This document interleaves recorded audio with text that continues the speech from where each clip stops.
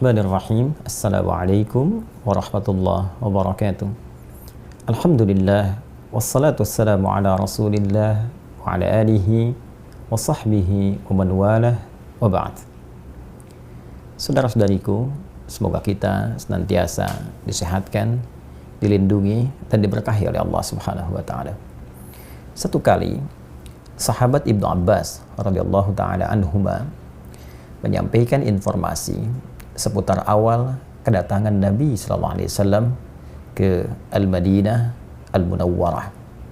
Beliau menyampaikan, qala qadiman nabiyyu sallallahu alaihi wasallam al-Madinata fara'a al-yahuda tasumu faqala ma hadha faqalu hadha yawmun salih najjallahu subhanahu wa ta'ala fihi Musa wa bani Israil min aduwwihim فصامه موسى عليه السلام فقال رسول الله صلى الله عليه وسلم أنا أحق بموسى منكم فصامه صلى الله عليه وسلم وأمر بصيامه رواه البخاري. Nabi sallallahu alaihi wasallam di awal kedatangan ke Al-Madinah Al-Munawwarah menyaksikan orang-orang Yahudi menunaikan ibadah puasa.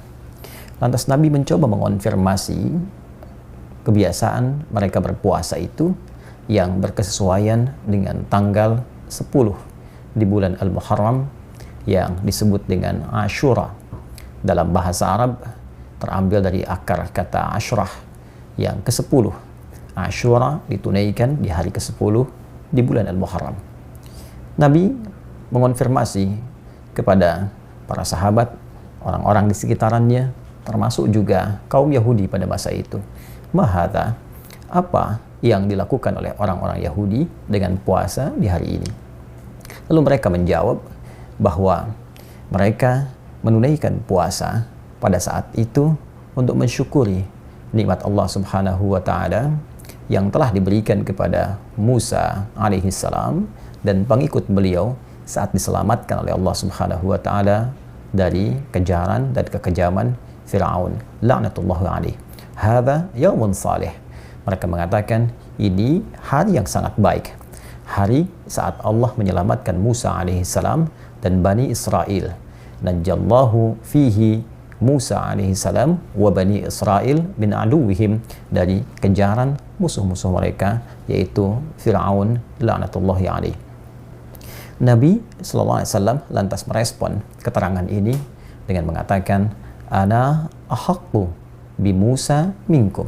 Sungguh aku lebih berhak untuk melestarikan dan menyempurnakan syariat Musa alaihi salam dibandingkan dengan kalian yang boleh jadi pada saat itu bahkan kini telah bergeser dari ajaran-ajaran syariat-syariat Nabi Musa alaihi salam.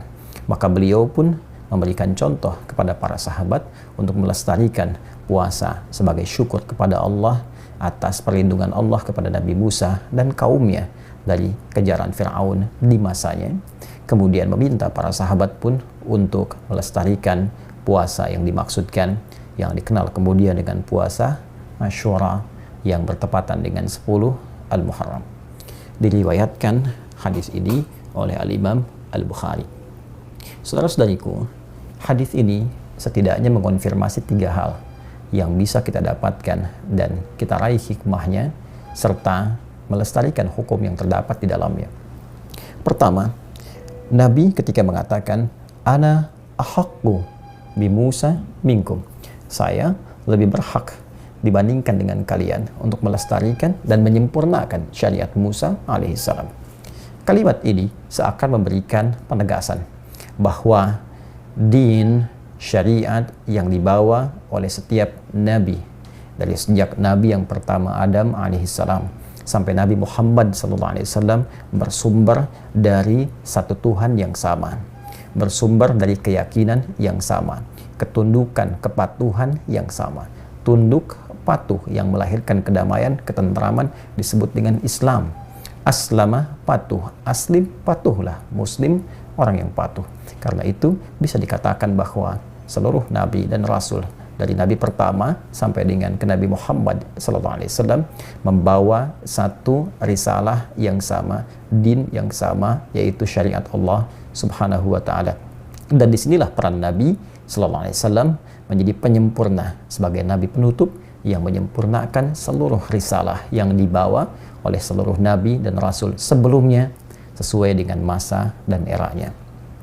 Kedua, Nabi SAW ingin memberikan keteladanan kepada kita bahwa segala bentuk nikmat yang kita terima dari Allah Subhanahu wa Ta'ala, apakah nikmat itu berupa pemberian yang kita dapati atau pertolongan yang Allah berikan saat kita mengalami satu ujian, musibah, terbebas dari lilitan utang piutang, terbebas dari kejaran orang-orang yang mengintai, terbebas dari ancaman-ancaman yang dihadapi, segala kesulitan yang kita rasakan, dan mendapati pertolongan Allah, bahkan diberikan pemberian yang begitu berlimpah, maka adab kita terhadap Allah Subhanahu wa Ta'ala adalah menampilkan puncak syukur kepadanya.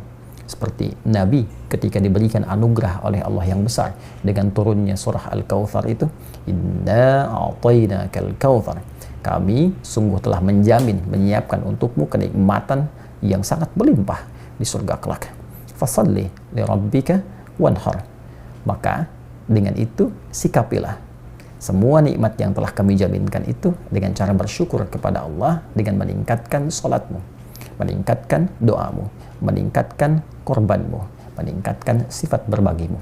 Jadi adab di dalam Al-Quran, adab di dalam hadis, ketika kita mendapatkan satu kenikmatan, satu pemberian dari Allah, satu perlindungan, maka syukurilah semua itu dengan meningkatkan amal saleh.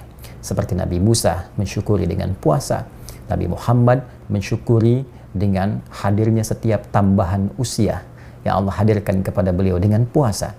Nabi Muhammad mensyukuri nikmat surga yang dijaminkan dengan meningkatkan sholatnya dan gemar berbagi bersama umatnya. Karena itulah dalam kondisi apapun yang kita hadapi, ketika Allah memberikan nikmat sekecil apapun, maka hadirkan syukur kita kepada Allah. Baik itu dengan meningkatkan salat, meningkatkan bacaan Al-Quran, ataupun dengan cara meningkatkan ibadah siyam, berpuasa, diniatkan sebagai ibadah karena Allah Subhanahu wa Ta'ala. Yang ketiga, hadirin saudara-saudariku, yang paling menarik, Nabi menegaskan bahwa puasa Asyura ini yang bertepatan dengan 10 Al-Muharram memiliki satu keistimewaan lebih, yaitu yukaffirus sanatal madiyah, bisa menggugurkan dosa setahun yang berlalu.